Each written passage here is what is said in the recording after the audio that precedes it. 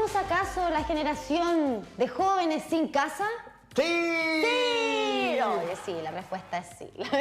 Esto no es para estar contento, todo lo contrario. La generación del arriendo. Exactamente, la generación del arriendo, de las mascotas como hijos, dicen algunos, ¿cierto? Los nini que ni trabajan ni estudian también, pero bueno, lo cierto es que acceder a un crédito hipotecario es cada vez más difícil, por no decir casi imposible en nuestro país. Se han cambiado las tasas, ¿cierto?, de interés, pero también las exigencias de los bancos al momento de pedir un crédito hipotecario. Queremos hablar de esta materia con Patricio Gana, director de AK, 4K son la calidad de las fotos. Director de AK Contadores, que claro, también tienen mucha calidad ustedes como grupo.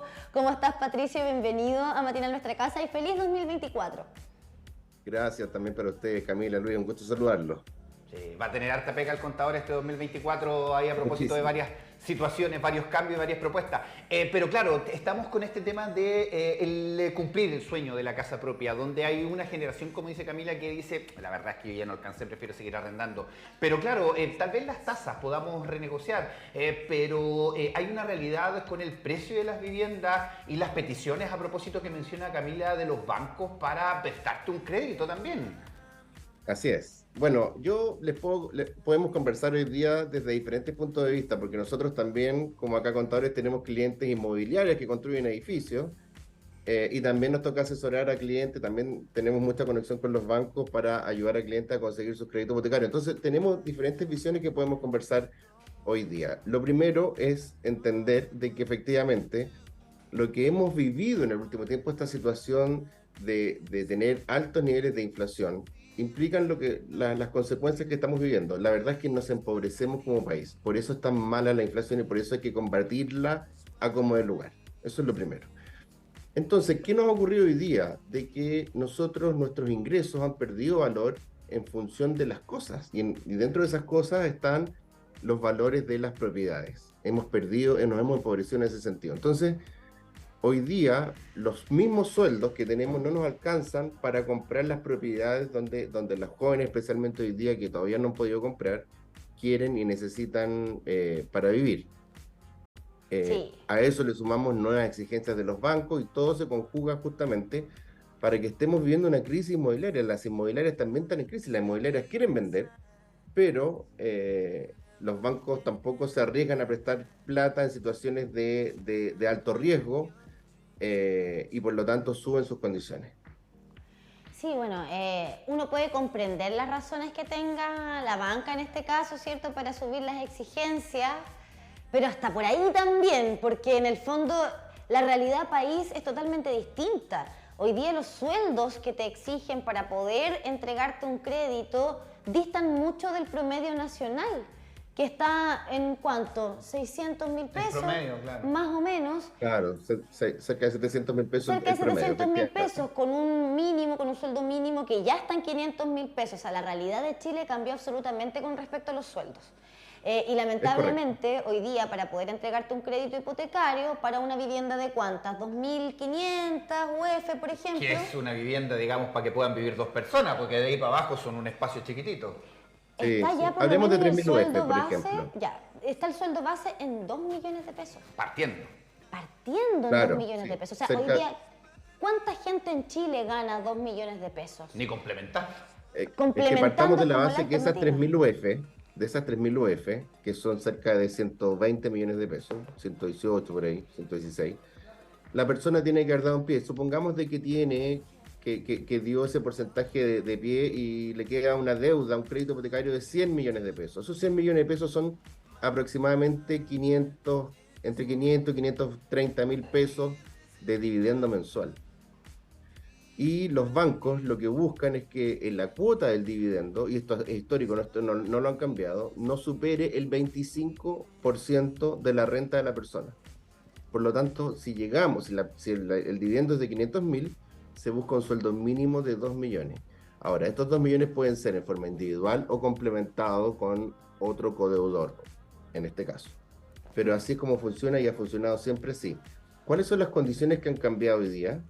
Y es que las propiedades de 3.000 UF que vemos hoy día son, podríamos decir, de menor calidad de las que veíamos hace 10 años atrás y siguen siendo las mismas UF. Ese es parte del problema. Hoy día, en el fondo, las propiedades, una propiedad de 2.000, 2.500 UF, tal como comentabas tú, la mayoría de las personas ni siquiera las busca porque no las quieren, no les gustan. ¿Te das cuenta? Entonces, porque todos queremos vivir, por supuesto, un poquito mejor. De ahí también han surgido muchas tendencias actuales en que las personas están comprando propiedades para lo que les alcance. Es decir, quizás yo quiero comprarme una propiedad de 4.000 o 5.000 UF, pero no me alcanza. Y estoy dispuesto a comprarme una de 3.000 que me sirva como inversión y arrendaré yo en otro lado, pero no dejo de comprar en el fondo. ¿Te das cuenta? Entonces, eso sigue siendo hoy día igual una alternativa viable. Y creo que es importante que las personas inviertan en comprar un patrimonio, en comprar una propiedad. Una propiedad, eso sí, que tenga ciertas condiciones ojalá de plusvalía y ojalá de flujo efectivo, que son dos condiciones fundamentales para tomar ese tipo de decisión. Y en el fondo hacerse un patrimonio no para vivir, sino que para invertir. Y viviré donde quiera vivir pagando un arriendo. Curiosamente, Luis y Camila y todos nuestros auditores, curiosamente, entre más alto es el valor de la propiedad, normalmente ocurre de que la rentabilidad, es decir, el porcentaje o el valor del ahorro versus el valor de la propiedad, es más bajito el valor. Entonces, pagando un arriendo puedo acceder a una propiedad mejor que si estuviese pagando el mismo valor en dividendo. Sí, sí, claro, es por eso que aparece este concepto de los inversionistas, pero la realidad es de muy pocos que están mirando la de 3.000 UF. La realidad hoy día es comprar lo que alcanza, que estamos hablando de 1.800, 2.000 UF, que son estos departamentos pequeñísimos con un espacio donde con suerte tienen un baño y los compran precisamente para poder arrendar, para estudiantes, en fin, y arrendos que están bastante caros por lo demás. Y claro, esa es la triste realidad de muchos. Y muchos otros dicen, nada, mejor no, mejor lo gasto en otra cosa. Y claro, aparece este distanciamiento con el cumplimiento del sueño de la casa propia. Pero claro, está el concepto del mercado, que sabemos que también va a manejarse de acuerdo a las decisiones de los empresarios. Pero a propósito de la calidad también, o sea, estamos hablando de departamentos que son, o sea, no puede vivir una persona ahí. O sea, es indigno también, bueno, es mucho más digno que un estudiante esté en una pieza que como vivíamos antes en pensiones que eran bastante, dejaban mucho que desear, pero hoy día es indigno los espacios que van entregando a precios muy altos precisamente. Y además la calidad postventa. Antes de Año Nuevo teníamos la realidad de vecinos de Hualqui que llevan denunciando precisamente una inmobiliaria que le tiene sus casas bastante complicadas. Entonces hay una triste realidad en nuestro país donde muchos están abandonando el sueño por aquello también. Y a propósito que tú representas algunas empresas constructoras, ¿dónde está el mea culpa de las empresas inmobiliarias, constructoras, con respecto al tema de los espacios y la dignidad y la calidad postventa también? Mira, las propiedades, cuando se diseña un proyecto, primero lo que busca justamente la inmobiliaria es vender justamente y no quiere quedarse con propiedades. Y cuando se diseñan propiedades muy pequeñitas es porque hay algunos segmentos de personas que sí buscan ese tipo de propiedades. ¿De acuerdo? Entonces, probablemente para ti no sirve, para mí tampoco, porque estamos en otra etapa de la vida, pero alguien que tiene 24 años probablemente sí le calza bien y van dirigidos a esos segmentos, ¿ya? Y efectivamente son muy poquitos los que pueden comprar, sí, son muy poquitos, pero también son pocas las unidades muchas veces que están disponibles para ellos. ¿Cuál es el mea culpa de las inmobiliarias? La verdad es que no hay gran mea culpa, porque la situación inflacionaria que vivimos dañó toda nuestra economía. Y uno podría decir, ok, veamos que las inmobiliarias hagan descuento. Y la verdad es que no están dispuestas a hacer mucho descuento.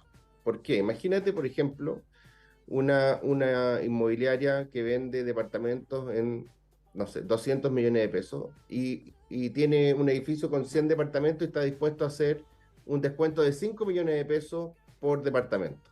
Son 500 millones de pesos menos y probablemente ese proyecto se queda ya sin utilidad. ¿Te das cuenta? Solo en descuento 500 millones de pesos. Considera, además, ¿cuál es el tema? Y lo hablaba hace muy poquito con el dueño de la inmobiliaria, me decía, Patricio, yo descuento esos 5 millones de pesos y no van a llegar 10 personas más a comprar. porque 5 millones de pesos no hacen la diferencia en comprar un departamento de 200 millones. Por lo tanto, mi opción como inmobiliaria es, cobro los 200 millones de pesos para poder tener utilidad y salir del proyecto, o bien busco una negociación con el banco y que el banco termine rematándolo. ¿Te das cuenta?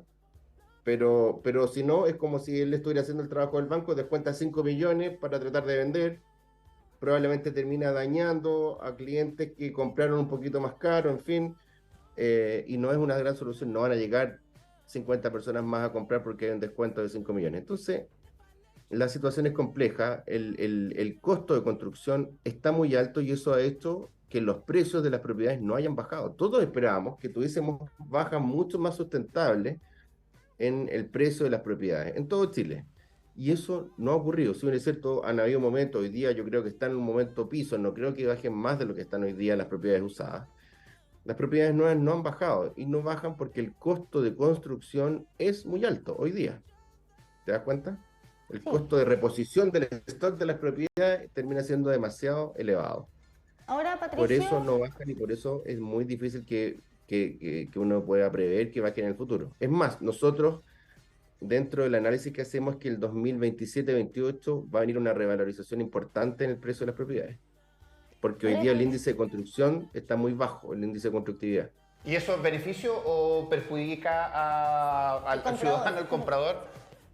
Lo que pasa es que poco a poco el ingreso de las personas se va a ir alineando a la realidad para acercarse un poquito más a los costos reales de vida que tenemos hoy día. Y a la medida que esas dos curvas se empiezan a encontrar, las personas sí van a tener la capacidad para ir a comprar propiedades.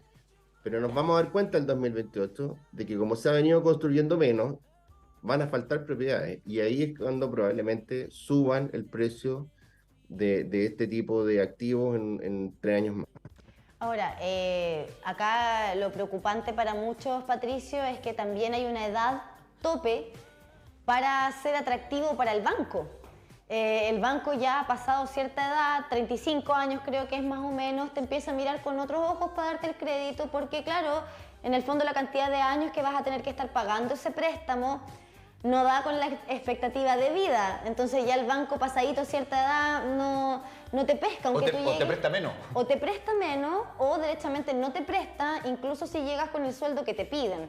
Entonces también, claro, el paso del tiempo, quizás estar a la espera de que baje el precio de las viviendas, no para todos es una realidad, Patricio. Mira, en definitivas cuentas, para ti y para ustedes como grupo de contadores, ¿qué recomendación le darían a un cliente que llega preguntándote, Patricio, ¿compro o no compro? ¿Estoy en momento o no? ¿O cómo lo hago? Más bien, si quiero lograr el sueño de la casa propia. Mira, nosotros justamente estamos en contacto con varias inmobiliarias y nosotros, por ejemplo, seleccionamos unidades para nuestros clientes. Tenemos muchos clientes que les gusta invertir en propiedades y seleccionamos unidades específicamente para ellos. Y estas unidades las seleccionamos en función de lo que les dije antes y lo comento para que cualquiera pueda buscar profesionales que le ayuden al respecto. Nosotros buscamos, primero que nada, plusvalía de la propiedad y segundo, el flujo efectivo. Entonces, entre esas dos cosas, nosotros podemos lograr que la decisión de compra sea la adecuada. ¿Te das cuenta? Protegemos el patrimonio. Es decir, cuando nosotros te digo que proyectamos que el 2028 suben, es parte de las condiciones que vamos considerando, pero no todo va a subir. O sea, en general sube, pero no todo sube. ¿Cuáles suben? ¿Por qué van a subir? Eso es una de las cosas que nosotros buscamos. Y que además esta relación entre dividendos versus arriendo y sea la más cercana posible como le decía, además con este gancho de la plusvalía hacia adelante. Pero esos son los factores más importantes a considerar. Sí, bueno, hay que estar atentos entonces al 2028, donde viene esta mirada que nos dices que podría obviamente haber... oportunidades ahí. Oportunidades sí, hay. De todas maneras. Y también hay que estar atentos al 2028 porque en ese momento quienes damos boleta de honorarios ya finalmente nos van a llegar a descontar el 17%. Esto viene paulatino. Ya este año nos llegó el correo del Servicio de Impuestos Internos donde ya nuestras boletas van a tener un descuento de 13,75%. Sabemos que esto se ha ido adaptando obviamente paulatinamente, pero claro, muchos tenemos el miedo de que todo ese costo nos terminen traspasando a nosotros finalmente y nuestro trabajo también vaya disminuyendo. Para que nos cuentes qué va a pasar este año con las boletas de honorarios. Luis, qué importante lo que estás diciendo, porque ahí justamente yo creo que los bancos sí tienen una labor que hacer. Fíjate que los bancos vienen con políticas de riesgo respecto a las personas con boleta honorario, con las mismas políticas de riesgo de hace 20 o 30 años. No le han cambiado nada prácticamente. Y estoy hablando de la mayoría de los bancos. Mira lo que ocurre. ¿Por qué a una persona con boleta honorario le cuesta tanto comprar una propiedad? Esa persona, cuando hace su declaración anual de impuesto a la renta, el Servicio de Impuesto Interno permite hacer un descuento ya del monto total de un 30%. Tiene un tope cercano a los 9 millones de pesos. Es decir, si tú emites boletas de honorarios por 30 millones de pesos en el año, el servicio te permite descontar 9 millones y por lo tanto tú declaras tus ingresos por 21 millones de pesos. ¿Me siguen hasta ahí? Sí. Perfecto. ¿Qué es lo que hace el banco? Los bancos normalmente esos 21 millones de pesos los vuelven a castigar Oh. cerca de un 30, 40, algunos hasta un 50%. Entonces te quedas con un ingreso de 10, 12 millones de pesos y con eso no alcanzas a calificar. O sea, tenías un ingreso de 2 millones y medio mensual y el banco te consideró 1 millón mensual. ¿Te das cuenta? Y con eso nunca calificas. Las personas con boleta en horario les cuesta una enormidad, salvo que, y ahí hay excepciones, eso sí, cuando trabajan en servicios públicos o municipalidades. Solo en esos casos los bancos son un poco más flexibles, pero en general las personas con boleta de honorario les cuesta muchísimo.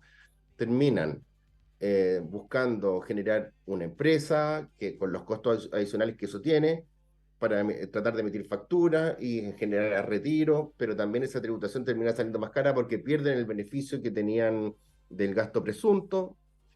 En fin, eh, hoy día creo que falta que los bancos actualicen sus políticas de riesgo para las personas con boleta de honorario y no tratarlos a todos por igual, sino que entender también un poquito más las actividades de cada uno, dedicar un poquito más de tiempo a esos clientes porque hay oportunidades para el banco y para los clientes. Sí, y con respecto a este 13,75%, que ya lo decimos paulatinamente va a llegar el 17%, que tiene como objetivo finalmente darle un mayor respaldo a quienes dan boleta de honorario, particularmente con temas de imposiciones, con el tema de salud, con el tema del seguro también laboral, para que nos cuentes qué va a pasar ahora, cómo hay que hacer el cálculo finalmente para quienes damos boleta de honorario. Mira, el servicio de impuesto interno te permite hacer el cálculo automático en la página, pero si necesitan hacerlo básicamente, y esto va cambiando todos los años, entonces de 100, de la base 100, tú descuentas el monto del interés, ¿de acuerdo? Te va a quedar en este caso 86,25%. Entonces, la cantidad que tú necesitas recibir líquido, la divides por esta cantidad y te va a entregar el monto bruto. Porque en el fondo lo que estás diciendo es que este millón de pesos representa el 86,25% de un total. Y ahí, perdón que te vuelvo a insistir, ¿en algún momento va a traspasarse ese costo a nosotros? Porque hasta ahora, por lo menos a mí en particular, ese porcentaje lo sigue pagando quien me contrata o quien me contrata mi servicio. Pero llegando al 17%, el impuesto que va a tener que pagar la persona que me contrata va a ser más alto todavía. ¿Qué va a pasar con eso paulatinamente? Es más alto y en el caso tuyo, qué bueno que BioBio te paga ese impuesto. La verdad es que no siempre es así. Eh, Muchas veces va a depender de cómo se pactan los honorarios y muchas veces se pactan honorarios brutos, es decir, la empresa paga un costo y ese costo te van a descontar el impuesto, te pagan el líquido y la empresa pagará el impuesto por otro lado. Cada negociación es independiente. Considera también que las personas muchas veces emiten boletas de honorario no a empresas, sino que a otras personas. También ocurre, por ejemplo, el caso notario y las personas que trabajan en el sistema judicial emiten boletas de honorario sin retención. Y también existe el caso de personas, en el fondo, que, de hecho, cuando emites una boleta de honorario a una persona natural, esa retención la tienes que pagar tú. En el caso tuyo, te retiene tu empresa porque tu empresa es primera categoría, y aquí lo comento para que la gente lo entienda. Siempre primera categoría manda sobre segunda categoría. ¿Ya? Primera categoría siempre va a retener. Pero si le emites una boleta de honorario a alguien que no tiene primera categoría, que no tiene giro, que no tiene nada, el que retiene es la misma persona que emite la boleta en horario y tiene que pagar esa retención en su formulario 29. Perfecto, Patricio. Nos queda claro entonces lo que ocurre durante este 2024 al menos. Vamos a tener este descuento del 13,75%. Ahí también van como usted negocie, cuando pacte algún tipo de trabajo, diga el monto líquido que quiere recibir y en base a eso hace su boletita, pues, para que después no le salgan con la cuchufleta, ¿cierto? De, oye, pero si tú dijiste tal monto, fruto nomás, pues. Bueno, Patricio, muchísimas gracias por haber estado con nosotros y esperamos verte pronto también este 2024. Gracias, un abrazo y que tengamos todo un gran 2024. Un saludo para todos. Eso, muchísimas gracias. Oye, que a propósito del número quedé ahí medio con la cabeza, se me infla la cabeza, como no, me hierve la cabeza, como decía Jaime Palillo. Y fíjate que los números están en todas partes, particularmente en todo lo que tiene que ver con la llegada del nuevo año, ir calculando algunas cositas, lo que va a pasar con algunos signos, y nosotros tenemos un